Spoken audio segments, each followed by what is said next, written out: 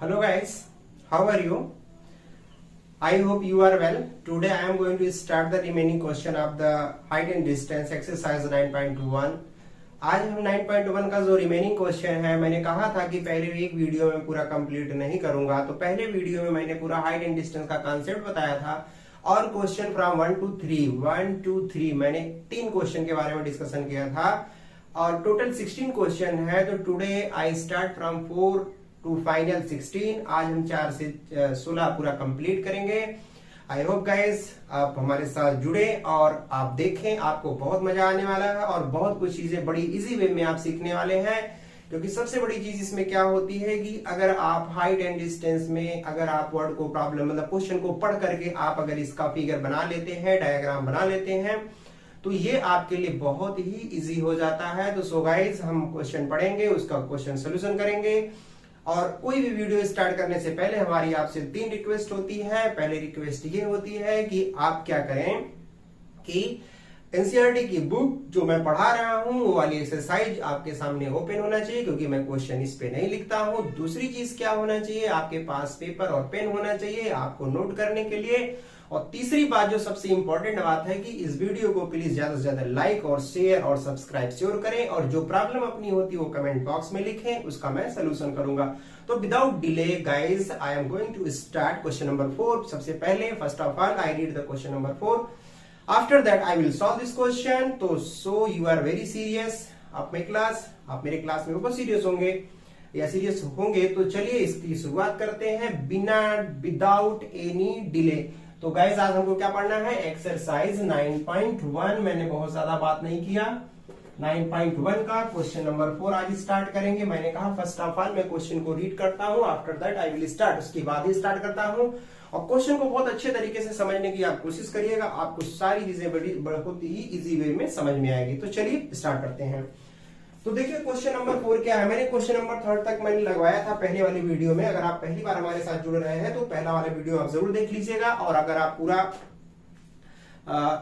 वो क्या बोलते हैं कि ट्रिग्नोमेट्री आप पूरा पढ़ना चाहते हैं तो आप जाकर के वो भी प्ले लिस्ट में देखिएगा, वो भी सारा वीडियो आपको मिल जाएगा। और अगर आप क्वाड्रेटिक इक्वेशन पूरा पढ़ना चाहते हैं तो वो भी जाकर के देखिए, हमने वहां पे एक सिस्टमेटिक सारे वीडियो को नंबरिंग वाइज 1 by 1 करके पूरा डिस्कशन किया है। तो वहां से आप हेल्प ले सकते हैं, सब कुछ फ्री है, कुछ भी आपको सोचना नहीं है। क्वेश्चन नंबर 4 हम पढ़ते हैं। देखिए जब हम क्वेश्चन पढ़े तो आप भी हमारे साथ साथ अपनी बुक को देखा करिए और बहुत ध्यान से समझिएगा।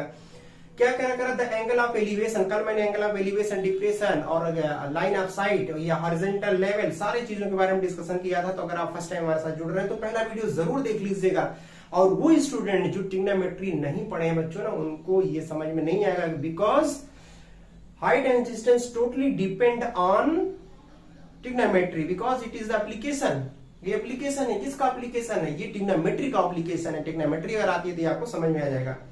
कल मैंने पूरा डिटेल में इसको बताया था, मैं आज इसके बारे में डिस्कशन नहीं करूंगा।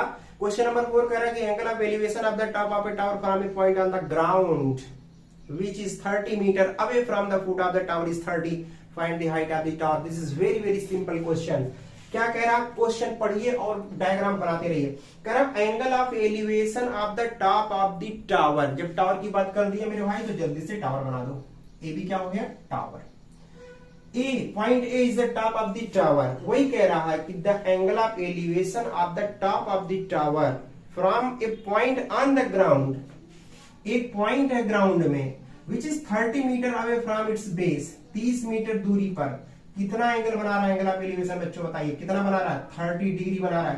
कह रहा है इसकी हाइट क्या होगा, कितना आसान है बताइए। बाद में पूछ रहा है, कह रहा है कि find the height of this tower. This is very simple question.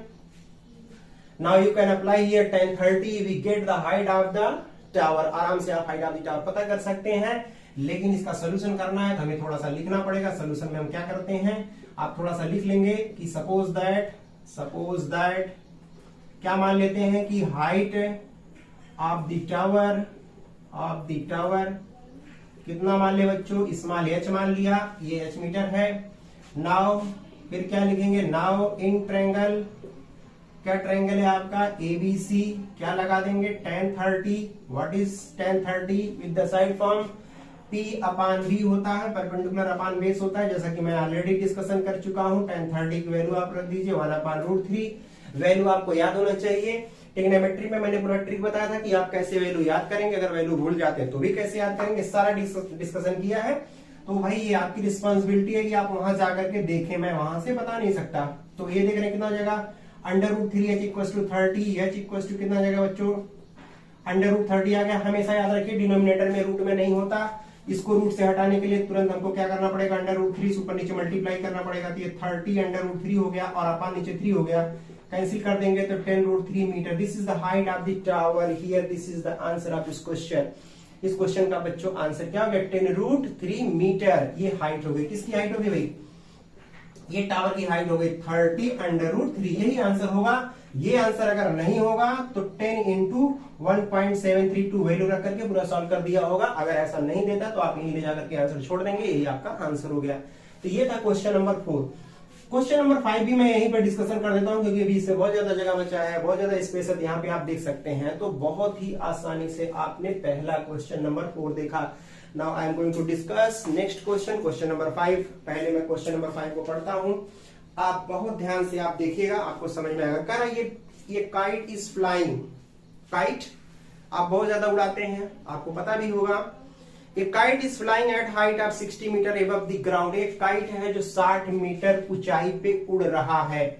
मैं मान लेता हूं भैया कहां पे काइट है, चलो मान लो ये है, यहां पे काइट है भाई, कितना है 60 मीटर, ग्राउंड से 60 मीटर ऊंचाई पर काइट कोई उड़ रहा है। उड़ने दो, कोई प्रॉब्लम नहीं है।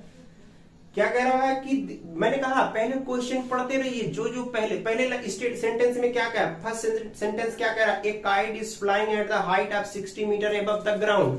तो सपोज दैट अगर मैं ये मान ले रहा हूं कि BC is a ground and A is a point where kite is flying. तो ए ऐसा पॉइंट है जहां काइट क्या कर रहा है, फ्लाइंग कर रहा है। तो बच्चे ये चीज देख रहे हैं, और क्या कह रहा है, कितना मीटर अवे है भाई, 60 metre above from the ground, 60 metre ऊंचाई पर है, कौन सा, काइट है। बात समझ गए। और कह रहा था string attach to the kite is temporarily tied to a point on the ground. अब भाई अगर ऐसे उड़ रहा है तो कह रहा कोई स्ट्रिंग है जो टेम्परली ऐसे टाइट कर दिया गया है ग्राउंड में किसी पॉइंट से। और क्या कह रहा है, कह रहा inclination of the string with the ground is 60, कितना बना रहा भाई, 60 डिग्री बना रहा है। तो पूछ रहा है find the length of the string assuming there is no slack in the string. This means there is no slack in the string, मतलब ये मुड़ा उड़ा नहीं है, एकदम पूरा टाइट है। और इसी की लेंथ पूछ रहा है, इसको मान ले रहे हैं कितना, x मान ले रहे हैं। क्या पूछ रहा है, स्ट्रिंग की ये जो आपको पता है ना कि जो उसमें धागा लगा होता है, या जिसको आप क्या बोलते हैं, जो भी बोलते हैं, जो उड़ाते हैं बात करके, तो भाई उसकी लेंथ पूछ रहा है कितना होगा। तो एकदम सीधा नहीं उड़ता, कुछ ऐसे रहता, देखिए ऐसे रहता है, ऐसे, इसी की लेंथ पूछ रहा है। तो ये यहाँ पे पूरा टाइट है, तो ये पूछ रहा है कि इसकी बताइए लेंथ कितनी होगी। आप बताइए परपेंडिकुलर अपान हाइपोटेनस किस में होता है, साइन में होता है, लगा दीजिए, इसकी कोई जरूरत नहीं है। तो अगर यहाँ पे लेट कर लें हम लोग कि लेटस कि लेंथ ऑफ स्ट्रिंग की लेंथ कितनी मान लें, x मीटर मान लें, तो आपको पता है कि now in triangle ABC sine 60 equals to sine जो होता है साइड के फॉर्म में क्या होता है बच्चों, P/H होता है, परपेंडिकुलर अपान हाइपोटेनस होता है। ऑलरेडी डिस्कशन कर चुके हैं, मैं आपसे फिर बार बार कह रहा हूं कि अगर आप ट्रिग्नोमेट्री आप नहीं पढ़े हैं तो हाइट एंड डिस्टेंस आपको कब समझ में आएगी। इसकी वैल्यू रख दीजिए √3 कितना, √3/2। P की वैल्यू कितनी हो गई, 60, ये कितना हो गया x। क्रॉस मल्टीप्लाई अगर यहां से करोगे तो √3x = 60 × 2, या डायरेक्ट लिख दीजिए 120 लिख दें, कोई प्रॉब्लम, इसका इसमें मल्टीप्लाई हो गया। अगर x पूछते हैं तो 120/√3। फिर मैंने कहा अगर रूट में डिनोमिनेटर रूट में है तो इसको हम लोग हमेशा हटा देते हैं, तो √3 से ऊपर नीचे मल्टीप्लाई कर देंगे, तो आपको पता है नीचे 3 हो जाएगा, क्योंकि √3 का √3 में मल्टीप्लाई करते हैं, याद रखिएगा ये सब छोटे। क्वेश्चन नंबर 6 देखिएगा बच्चों, क्वेश्चन नंबर 6 क्या है, this is very very important question. आइए हम लोग, अभी मैंने 4 और 5th क्वेश्चन डिस्कशन किया, अब हम क्वेश्चन नंबर 6 पढ़ने जा रहे हैं। कह रहा है कि 1.5 metre tall boy is standing at some distance from 30 metre tall building. 30 metre building से कुछ डिस्टेंस पे 1.5 मीटर टॉल बॉय है, कोई स्टैंड है। तो सबसे सिंपल सी बात है, आप ऐसे बनाइए। देखिए मैं ये मान ले रहा हूं, आप ध्यान से समझिएगा, ये हमारा रहा बिल्डिंग, ये क्या रहा हमारा बिल्डिंग रहा। तो बिल्डिंग हम मान ले रहे हैं ए बी बिल्डिंग है। कितनी लंबाई इसकी दी हुई है, इसको आप मान लीजिए 30 मीटर दिया हुआ टॉल, 30 मीटर टॉल बिल्डिंग। एक बच्चा है 1.5 मीटर का, कुछ डिस्टेंस पे मान लीजिए ये आपका इतना मान लेते हैं CD 1.5 metre tall boy standing some distance from the 30 metre height building. 30 metre height building से एक बच्चा है, इतने डिस्टेंस पे है। चलिए रहने दीजिए, कोई बात नहीं। अब आप यहीं से ध्यान से समझिएगा, पहला सेंटेंस को मैंने सिर्फ इतना बनाया, क्या 1.5 मीटर है बेटा। Here this is a boy which are standing some distance from 30 meter high building. आगे क्या कह रहा है कि the angle of elevation from his eyes to the top of the building increase from 30 to 60 as he walks towards the building. अब आप ध्यान से समझिएगा। अब मैं यहाँ एक लाइन, आप अगर ये बताइए कि भाई बॉय अगर यहाँ पे खड़ा है तो उसकी आई यहाँ होगी और ये ग्राउंड पे चल रहा है। अभी कह रहा है ये यहां से जो एंगल बना रहा है वो कितना बना रहा है, 30 बना रहा है, 30 डिग्री। कह रहा है कुछ डिस्टेंस जब ये टूवर्ड्स द बिल्डिंग चलता है, मतलब इधर चलता है, तो यही जो आपका एंगल ऑफ एलिवेशन है वो चेंज होकर के कितना हो जाता है, 60 डिग्री हो जाता है। बात समझ रहे हैं। तो ये पूछ रहा है find the distance he walks towards the building, कितना ये मूव किया है, मतलब कितना बिल्डिंग की तरफ चला है कि 30 से 60 चेंज हो गया एंगल ऑफ एलिवेशन। आप बात को थोड़ा ध्यान से समझिएगा, इसको मान ले रहे हैं E और इसको मान ले रहे हैं F, कोई प्रॉब्लम नहीं है। दो चीजें मैं इसमें और आपको क्लियर कर देना चाहता हूं। जैसे आपको मैंने बताया था कि सपोज करिए कि ये आपका अगर ए बी कोई बिल्डिंग है, ये कोई ग्राउंड में पॉइंट है, तो ये एंगल ऑफ एलिवेशन होता है, इसको थीटा मान लीजिए या इसको θ1 मान लीजिए। जैसे जैसे हम बिल्डिंग की तरफ चलते हैं ऐसे आप समझिएगा, ये θ2 मान लीजिए। तो हमेशा जो θ2 होता है ना वो θ1 से ग्रेटर होता है। और पास अगर आप आएंगे, देखिए यहां पे आ गए मान लीजिए, अब ये θ3 हो गया, तो देख रहे हैं θ3 ग्रेटर हो जाएगा। तो कहने का मतलब कि जैसे जैसे ग्राउंड में किसी पॉइंट से बिल्डिंग के बेस की तरफ हम चलते हैं तो एंगल ऑफ एलिवेशन क्या होता है, बढ़ता है। और जैसे जैसे दूर जाएंगे एंगल ऑफ एलिवेशन क्या होगा, घटेगा। इस बात को ध्यान से समझिएगा। कहने का मतलब हुआ कि एंगल ऑफ एलिवेशन किस चीज पर डिपेंड कर रहा है। एक तो ये देखिए एंगल ऑफ एलिवेशन किस पे डिपेंड कर रहा है। जैसे अगर हमने ये कहा था कि भैया एबीसी आपका ये क्या है, सपोज करिए ये बिल्डिंग है, एच हाइट है, तभी एंगल ऑफ एलिवेशन ये था।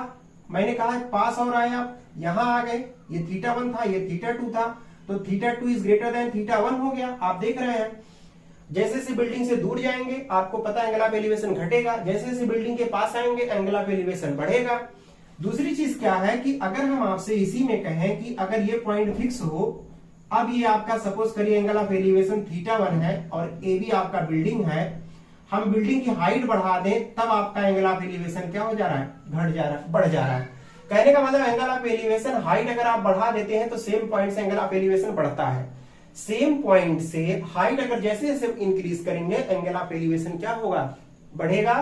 दूसरी चीज क्या है कि किसी ग्राउंड में किसी पॉइंट से जैसे जैसे हम बेस की तरफ चलते हैं एंगल ऑफ एलिवेशन क्या होता है, वो भी बढ़ता है। तो दो चीजों पे डिपेंड करता है, एक तो ये पॉइंट जो बेस से कितना डिस्टेंस पे है, दूसरा इसके हाइट पे डिपेंड करता है। इसी वजह से ये 30 हुआ, ये 60 हुआ, क्योंकि बिल्डिंग की तरफ चल रहे हैं तो एंगल ऑफ एलिवेशन चेंज हो रहा है। कितना हो गया, 60। एक बार फिर मैं क्वेश्चन पढ़ के बताता हूं, आपको ध्यान से समझिएगा क्योंकि ये बहुत इंपॉर्टेंट है। कह रहा 1.5 metre tall boy standing some distance which is 30 metre high building, 30 metre high building से 1.5 मीटर कोई बॉय है, थोड़ी डिस्टेंस पे है। अभी कह रहा है कि बिल्डिंग के टॉप से जो एंगल ऑफ एलिवेशन बना रहा है 30 बना रहा है। Some distance towards the building, जब कुछ डिस्टेंस बिल्डिंग की तरफ चलता है वो, यहाँ पे मान लीजिए x चल गया, अभी भी ये 1.5 मीटर है। अब कह रहा है एंगल ऑफ एलिवेशन चेंज हो गया 60। कह रहा है कितना वो चला, यही x आपको निकालना है, यही हमारा मेरे टारगेट होना चाहिए। आपको पता है कि अगर ये x है तो जो CF होगा वो भी x होगा, इसमें कोई प्रॉब्लम नहीं है। अब इसी में देखिए हमको करना क्या है, मेन चीज हमें जो निकालना है, हमें x की वैल्यू निकालनी है। इसको हम मान ले रहे हैं y, इसको क्या मान ले रहे हैं y, इसको g मान लीजिए। एक चीज ये बताइए, अगर पूरा 30 है, अगर उसमें से 1.5 ये निकाल देंगे तो जो आपका AG की वैल्यू कितनी हो जाएगी, मतलब 30 में से अगर 1.5 निकाल देते तो 5 हो गया, 28.5 हो जाएगा। तो ये आ जाएगा 28.5 मीटर आ गया। कितना समझ में आया? तो आइए सबसे पहले हम करते क्या है इसमें, सबसे पहले जो हमारा ट्रायंगल AGF है, क्या लिखेंगे? इन ट्रायंगल AGF क्या लगाएंगे इसमें? इसमें लगा दीजिए tan 60। तो P अपान क्या होता है? B होता है। P कितना है? 28.5। B कितना है बता दीजिए? Y है। अब अगर हम आपसे पूछे कि tan 60 की वैल्यू √3 अपान 1 28.5 अपान y, क्रॉस मल्टीप्लाई कर दीजिए, √3y equals to 28.5, y means हो गया 28.5 अपान √3। This is equation number 1। इसको 1 रहने दीजिए क्योंकि y तो हमें निकालना नहीं है। अब उसके बाद देखिएगा एक बार हम लोग कौन सा ट्रायंगल लेते हैं? AGC। क्या लिखेंगे? इन ट्रायंगल AGC बड़े वाले ट्रायंगल में क्या लगा देते हैं? इसमें भी लगाते हैं tan 30 डिग्री। ये भी परपेंडिकुलर अपान बेस होगा, तो परपेंडिकुलर कितना हो गया? 28.5। बेस कितना हो गया बताइए? y प्लस x हो गया। क्यों? क्योंकि आपको मालूम है पूरा जो GC की वैल्यू है y आपका ये GF हुआ और जो FC है वो आपका x है, तो हमने x प्लस y ऐड कर दिया। इसकी वैल्यू कितनी होती? 1/√3 28.5 y प्लस x रहने दीजिए। यहां से पूछे कि y प्लस x क्या होगा, तो क्रॉस मल्टीप्लाई करेंगे तो 28.5 और कितना हो जाएगा? इंटू √3 ये हो गया। हमें x की वैल्यू निकालनी है, y की वैल्यू हम ऑलरेडी निकाल चुके हैं, तो इसको आप 1 मान लीजिएगा। यहाँ पे ये 1 माना ही हमने, इसको आप मान लीजिए सेकेंड। क्या लिखेंगे? फ्रॉम 1। तो y की वैल्यू क्या है? ये है, तो x प्लस यहां y के प्लेस पे 28.5 कर देते हैं, तो 28.5 √3 इक्वल्स टू 28.5, यहां √3 है।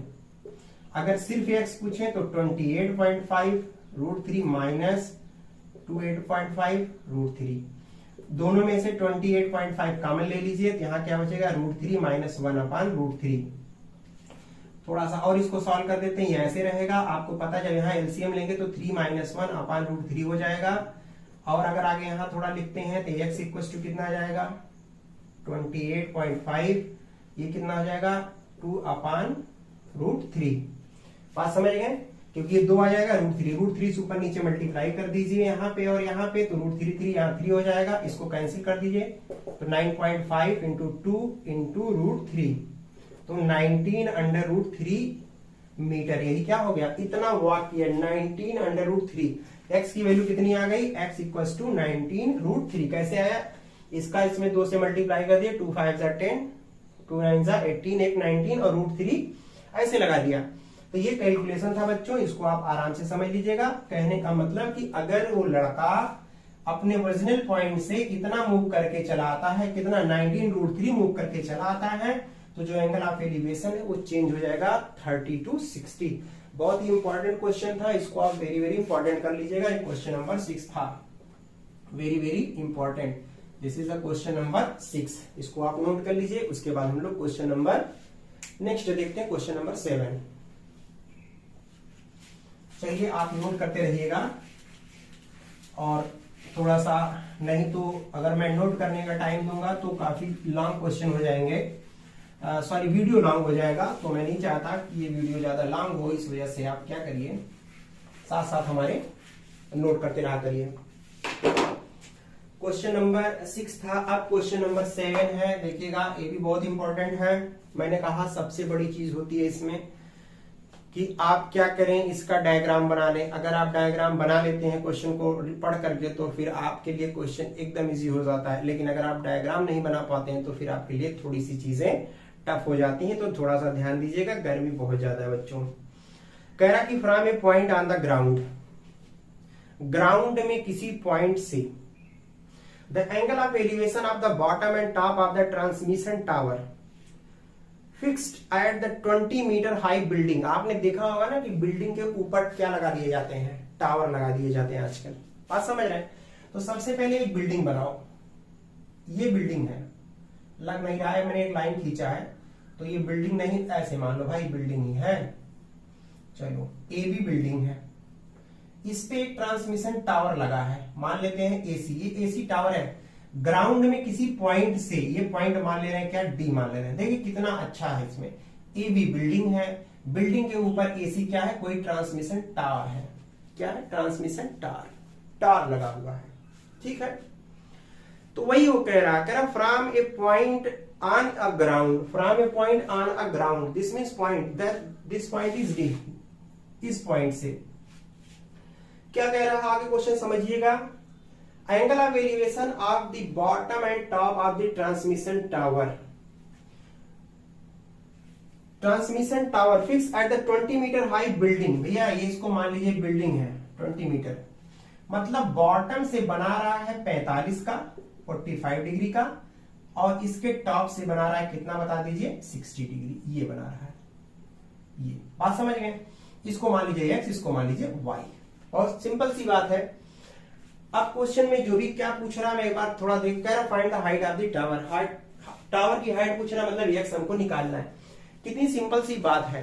कह रहा है कि ग्राउंड में किसी पॉइंट से एक transmission tower which is above the 20 metre high building, 20 metre high building के ऊपर है। कह रहा है इसके बॉटम से 45 और इसके टॉप से 60 एंगल बना रहा है इस पॉइंट से। पूछ कह रहा है इसका आप लेंथ हाइट पता करिए टावर की। तो आप देख रहे हैं यहाँ पे बिल्डिंग क्या है, A B is building here, लिख लेंगे आप, यहाँ लिखने की जरूरत नहीं है, आप आराम से लिख सकते हैं। Here A B is a building and A C is a transmission tower, point D which is away from the bottom of the building, building से कुछ दूरी पर है। आगे क्या कह रहा था, आगे क्वेश्चन ये कह रहा था कि फ्रॉम द बॉटम या base, from the top of the building, building के टॉप से ये 45 का बना रहा है और इसके टॉप से, टावर के टॉप से 60 बना रहा है।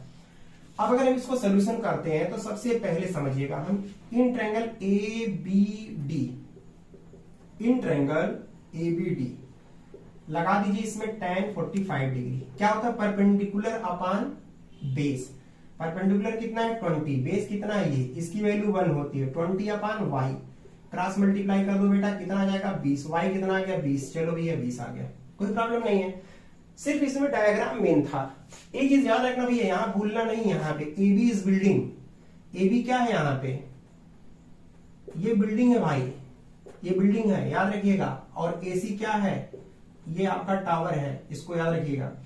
तो ये याद है। अब हम लोग एक बार ट्रायंगल बी सी डी, कहां पे, in triangle B C D में, इसमें लगा दीजिए tan 60 परपेंडिकुलर अपॉन, फिर देखिएगा पूरा परपेंडिकुलर। अगर हम पूछे बीसी, बीसी की लेंथ क्या होगी भाई, बड़े वाले ट्रायंगल में ले रहे हो तो यही तो होगा ना, बीसी में होगा तो 20 प्लस एक्स, 20 प्लस एक्स, क्योंकि पूरा है, देखिए इतना और प्लस इतना, पूरा बीसी होगा। और अभी हमने y निकाला है, बेस निकाला कितना 20, कोई प्रॉब्लम नहीं है। तो देख रहे हैं 20 इतना इतना हो गया, इसकी वैल्यू होती है √3 upon 1, 20 plus x upon 20, cross multiply कर दो बेटा यहाँ पे, तो 20√3 इक्वल्स टू 20 प्लस एक्स। हम x पूछे कितना होगा, तो 20√3 से 20 सब्ट्रैक्ट हो जाएगा, x इक्वल्स टू 20 कॉमन ले लो भैया, कितना बचेगा √3 माइनस 1, यही क्या हो गया, आंसर हो गया। अगर ये मीटर में है तो मीटर में आंसर हो गया। तो बिल्डिंग का, sorry 20 in bracket √3 minus 1 metre, this is the height of the tower. ये टावर की हाइट दी हुई है। ये था आपका क्वेश्चन नंबर क्या 7। अब देखिएगा क्वेश्चन नंबर 8, आप इसको नोट करिए। क्वेश्चन नंबर 8 देखते हैं थोड़ा सा।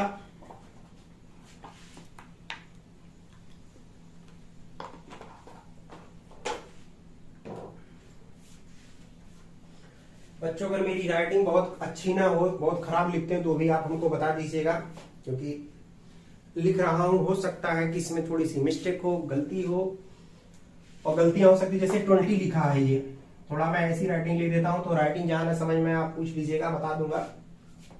क्वेश्चन नंबर देखिए हम लोगों का कौन सा था, ये 7 था। अब हम लोग का क्वेश्चन नंबर 8 है, जो कि बहुत इंपॉर्टेंट है। क्वेश्चन नंबर 8 मैं पढ़ता हूं, उसके बाद मैं इसका सोल्यूशन करता हूं। फिर 9, 10, 11, 12 मैंने कहा टोटल 16 क्वेश्चन है। कोशिश मैं करूंगा देखिए कि इसी वीडियो में पूरा कंप्लीट हो जाए, अगर नहीं भी होगा तो देखा जाएगा, नेक्स्ट वीडियो में कुछ और करेंगे। क्वेश्चन नंबर 8 कह रहा है स्टैचू, स्टैचू देखे होंगे ना, जो ऐसे करके खड़ा कर दिया जाता है, या पेडिस्टल। पेडिस्टल का मतलब होता है जिस चबूतरे पे देखिए बेस बना देते हैं ना, जैसे कोई स्टैचू लगाया जाता है तो पहले उसका बेस बनाया जाता है, उसी को पेडिस्टल बोलते हैं। जो यहाँ पेडिस्टल की बात कर रहा वही है। कह रहा है कि 1.5 metre tall, sorry, a statue 1.6 metre tall stand on the top of the pedestal. एक हमने पेडिस्टल बना दिया, ये रहा आपका ए बी, क्या है, पेडिस्टल। इस पे कह रहा कोई स्टैचू है, सी मान लीजिए 1.6 मीटर का। तो एक चीज देख रहे हैं, ये सी है। तो अगर यहां पूछे स्टैचू क्या है, स्टैचू आपका एसी है, पेडिस्टल क्या है, एबी है, जिसपे ये क्या हुआ, ऊपर बनाया गया है। तो वही कह रहा है कि 1.6 metre tall statue 1.6 metre tall stand on the top of pedestal from a point on the ground. Ground में किसी पॉइंट से, मान लीजिए डी है, ठीक है। क्या बता कह रहा है कि ग्राउंड में किसी पॉइंट से angle of elevation of the top of the statue is 60। भाई स्टैचू के टॉप से कितना बना रहा है, ग्राउंड में 60 बना रहा है, 60 डिग्री, कोई प्रॉब्लम नहीं है। And from the same point the angle of elevation of the top of the pedestal. Pedestal का टॉप क्या होगा, जल्दी बता दीजिए, थोड़ा इसको बाहर लिखते हैं, ज्यादा समझ में आएगा। ये 60 डिग्री, पेडिस्टल का टॉप क्या हुआ, ए हुआ, ए हुआ। यहां से कह रहा 45 बना रहा है, कितना बना रहा है, 45 डिग्री बना रहा है। पूछ क्या रहा, कह रहा है कि find the height of the pedestal. Pedestal की हाइट पूछ रहा है, कहने का मतलब आपका एबी की लेंथ पूछ रहा है।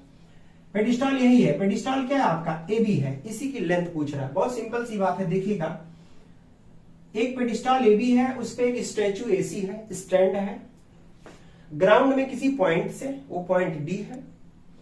कह रहा था कि top of the statue, statue का टॉप क्या होगा, सी। भाई स्टैचू का बेस ये है ना, टॉप ये है, यहां से ग्राउंड में 60 बना रहा है और पेडिस्टल के टॉप से 45 बना रहा है। पूछ रहा है इसकी हाइट कितनी होगी। चलो इसकी हाइट x मान लो, आपको मालूम है, इसको y मान लो, कोई प्रॉब्लम नहीं। लिखना होगा तो आराम से आप लिख दीजिएगा, ए बी क्या है, pedestal, and A C is statue ही है। The length of the statue is 1.6 metre. आप इतना लिख लेंगे, इसमें प्रॉब्लम नहीं है। इसका हम सोल्यूशन बताते हैं। सिर्फ सबसे पहले क्या करेंगे कि in triangle A B D, triangle A B D, इसमें बेटा लगा दो tan 45 डिग्री। क्या होता है, परपेंडिकुलर अपान बेस, x अपान वाई हो जाएगा। इसकी वैल्यू 1 होती है तो x अपान वाई, तो x इक्वल टू क्या मिल गया, y। दिस इज इक्वेशन 1, कोई प्रॉब्लम नहीं है इसमें।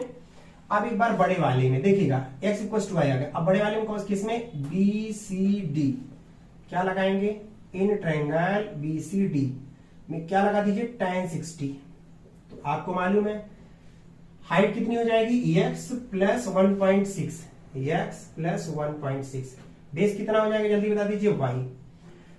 एक चीज आपको समझ में आ रहा होगा, चलिए एक लाइन और लिख देते हैं, इधर थोड़ा लिख देते हैं। अभी इसकी वैल्यू होगी कितनी, √3, और आपको पता है x प्लस 1.6 अपान y। जहां y है ये y, क्योंकि y x की इक्वल है तो यहां पे हम x लिख सकते हैं, कोई प्रॉब्लम नहीं है।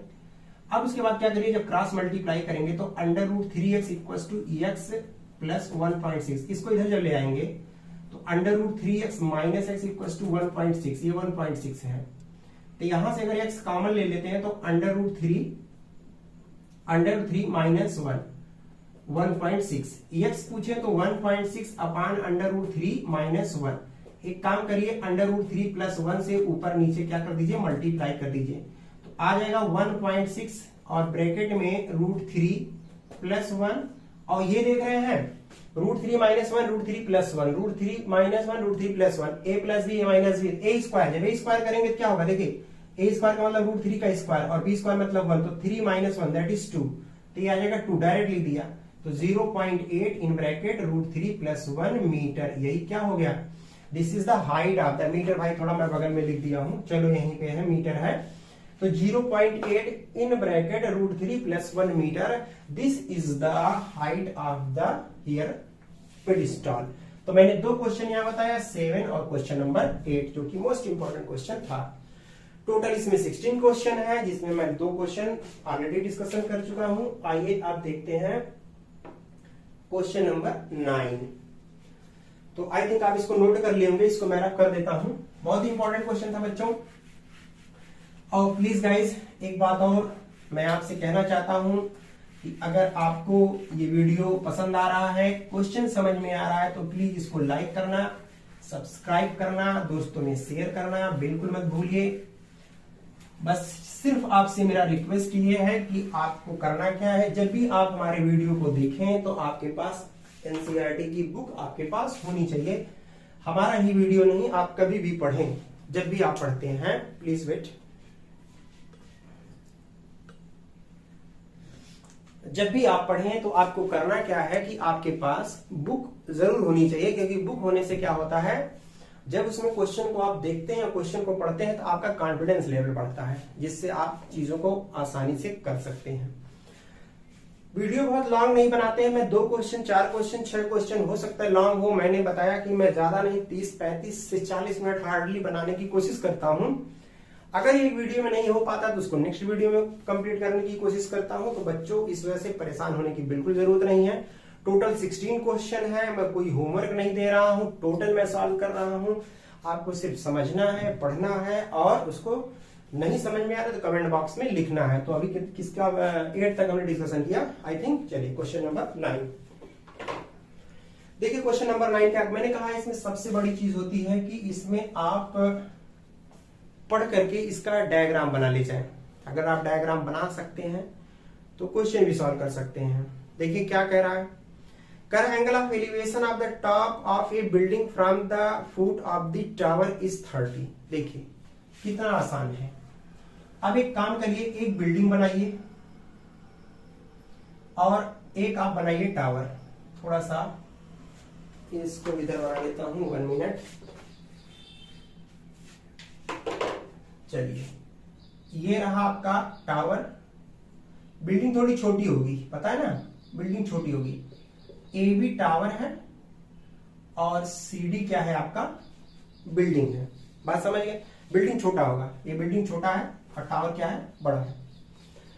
तो क्या कह रहा है इसमें, कह रहा है angle of elevation of the top of building from foot of the tower.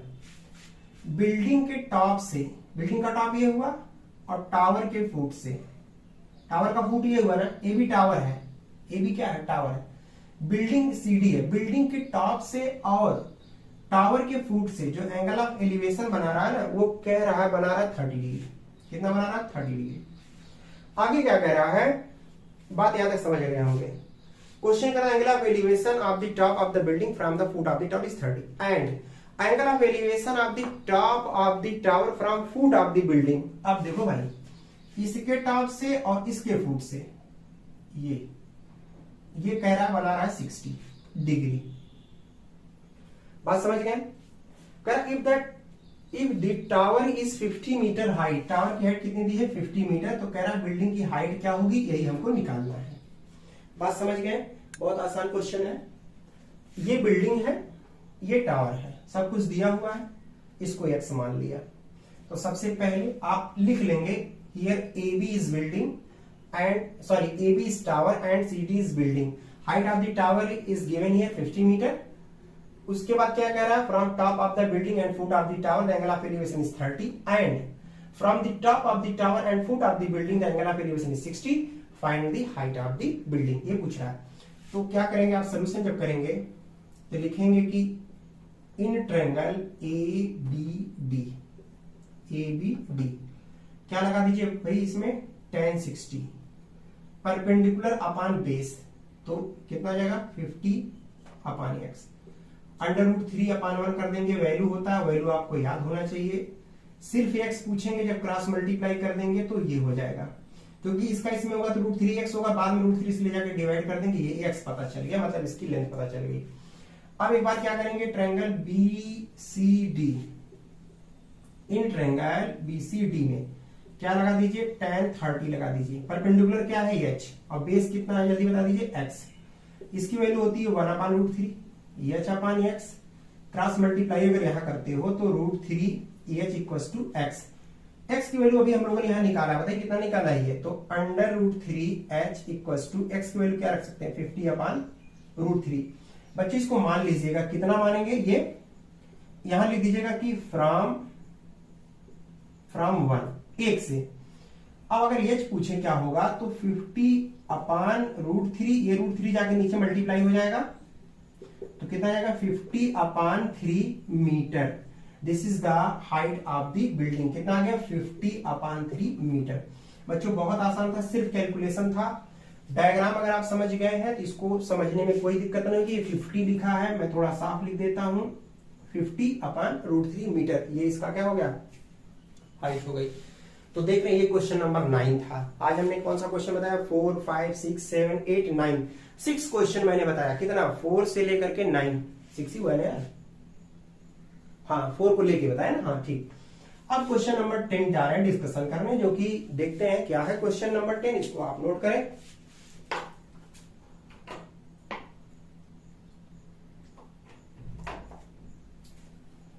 सबसे पहले क्वेश्चन नंबर हम 10 बताएं, आप 10 को लिख दीजिएगा। Very very important, very very important, VIP नहीं भाई, वेरी वेरी इंपॉर्टेंट है।